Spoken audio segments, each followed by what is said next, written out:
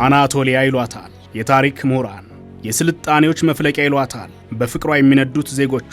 የባዚንታይን ግዛት ማዕከሏ፣ የንግድ መተላለፊያ በር፣ የስልጣኔ ማደሪያ የሆነችው ቱርኬ በታሪክ ሰፊ ምዕራፍ ትይዛለች።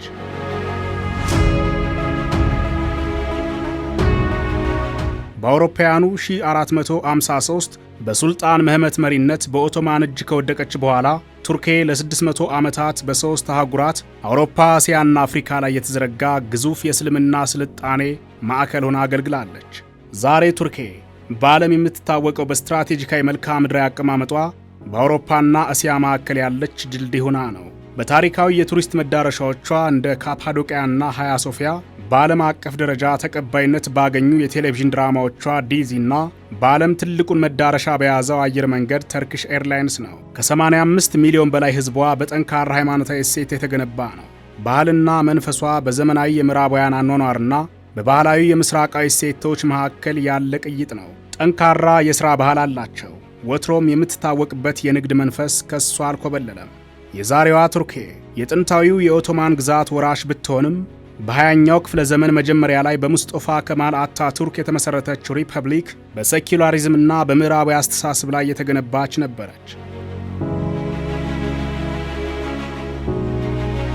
ረጀብ ጠይፕ ኤርዶዋን የካቲት 26 ቀን 1954 በኢስታንቡል የድሆች መንደር ካሲም ፓሻ የተወለዱት ኤርዶዋን በወጣትነታቸው የአስተዳደር ብቃት በተለይም የከተማዋን የቆሻሻና የውሃ ችግር በአጭር ጊዜ መፍታታቸው ለሀገራዊ መሪነታቸው መነሻ ሆነ። በአውሮፓውያኑ በ2001 የፍትህና ልማት ፓርቲን ከመሠረቱ በኋላ በ2002 በተደረገው ምርጫ አገሪቱን ለሁለት አስርት ዓመታት የሚመራ ዕድል ተቀዳጁ።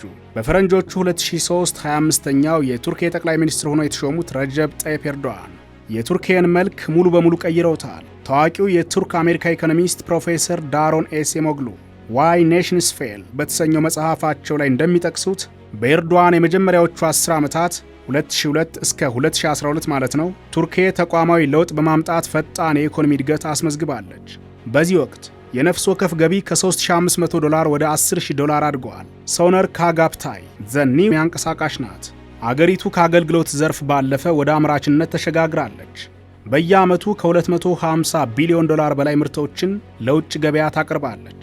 ለአውሮፓ ገበያ ዋነኛ የተሽከርካሪዎችና ማሽነሪዎች አምራች ማዕከል ስትሆን ፎርድ፣ ቶዮታና ሬኖ ግዙፍ ፋብሪካዎች አሏቸው። የኤርዶዋን አስተዳደር ትልቁ ስኬት የሆነ የመከላከያ ኢንዱስትሪ ደግሞ ፍራንሲስ ፉኩያማ የሚባለው ታዋቂ ፈላስፋና ጸሐፊ እንደሚለው የቱርኬ ባይራክታር ቲቢቱ ድሮኖች የዘመናዊ ጦርነትን ባህሪ የቀየሩበትና አገሪቱ በወታደራዊ ቴክኖሎጂ ራሷን መቻል ብቻ ሳይሆን ለዓለም ግንባር ቀደም ላኪ እንድትሆን ያደረገ ሲሆን በግንባታና ቱሪዝም ዘርፍም ቢሆን በዓለም ላይ ካሉ 250 ግዙፍ የግንባታ ኩባንያዎች ውስጥ 40 የሚሆኑት የቱርኬ ናቸው።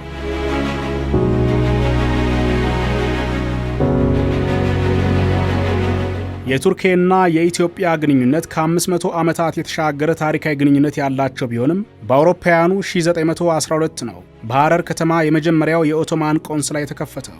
ይህም በዘመናዊ ቱርኬ ከአፍሪካ ሀገራት ጋር ካላት ግንኙነት ሁሉ ኢትዮጵያን ቀዳሚ ያደርጋታል።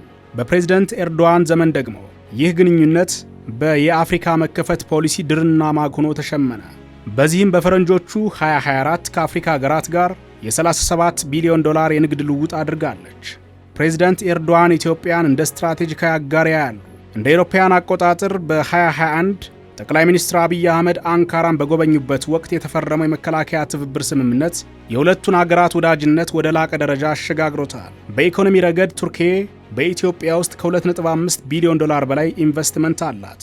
ከ200 በላይ የቱርኬ ኩባንያዎች በኢትዮጵያ የሥራ ዕድል በመፍጠርና የቴክኖሎጂ ሽግግር በማድረግ ረገድ ግንባር ቀደም ናቸው።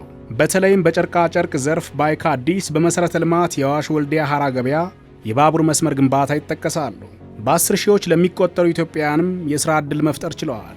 ኢትዮጵያ በዋናነት ቡናና ጥራጥሬዎችን ጨምሮ እንደ ሰሊጥና ተልባ ያሉ የቅባት እህሎችን ወደ ቱርኬ የምትልክ ሲሆን ላብነትም በፈረንጆቹ 2024 ከ42.5 ሚሊዮን በላይ የሚገመት ምርት ወደ ቱርኬ ልካለች። የኤርዶዋን አስተዳደር ኢትዮጵያን በአፍሪካ ቀንድ እንደ ስትራቴጂካዊ ምሰሶ የሚመለከት ሲሆን ግንኙነታቸው ኢትዮጵያ በአፍሪካ ቀንድ ያላትን ጂኦፖለቲካዊ ኃያልነት ለማጽናትና ቱርኬ በአህጉሪቱ ያላትን የአፍሪካ መከፈት ፖሊሲ ለማስፋፋት የሚያስችል አስተማማኝና ጽኑ መሠረት ያለው የዘመናችን ስኬታማ የዲፕሎማሲ ማሳያ ነው። ኢትዮጵያም በሯን ከፍታለች።